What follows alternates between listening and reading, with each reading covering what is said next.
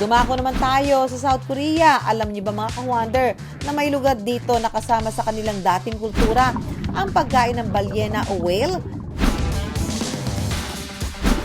Narating namin ni Empoy ang Ulsan. At ang unique sa lugar na ito, ang dekorasyon sa mga park at pampubliko mga lugar, mga estatwa ng balyena. Nandito kami ngayon sa Ulsan City. Ito ang nag-iisang whale village dito sa Korea. Panguhuli ng balyena o whale ang isa sa ikinabubuhay noon ng mga taga-Ulsan. Pero ipinagbawal ito taong 1986 at sa paglipas ng panahon, imbis na kalimutan, natutuhan na nila itong pahalagahan. Kaya naman bilang pagpapahalaga sa kasaysayan ng whaling industry sa Ulsan, binuksan ang Jangsepo Whale Museum taong 2005.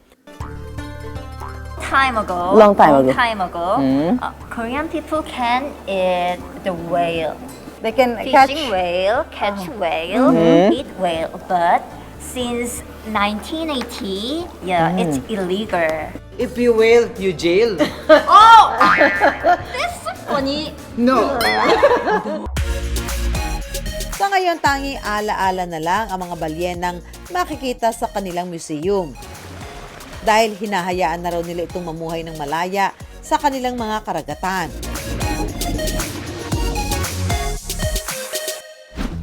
Sunod namin pinuntahan ang traditional village na ito na makikita ang mayamang nakaraan ng syudad ng Ulsan. Dito namin nakilala si Beng na isang exchange employee na galing Cavite. Paano naman po kayo napunta rito? Yung nagtatrabaho ko sa local government, tapos may exchange program yung local government ng Namgu Ulsan dito sa amin sa Silang. First time. First time. Empoy, minsan ka na lang nga mag-interview sa episode na ito na untog ka pa. Ang sakit ha? Be, kailan po kayo uuwi ng Pilipinas? Matatapos yung contract ko Agosto din. August. This year, yes. Wow. Nice to meet you po. Pag uwi niyo po, size 7 po ako. Thanks po.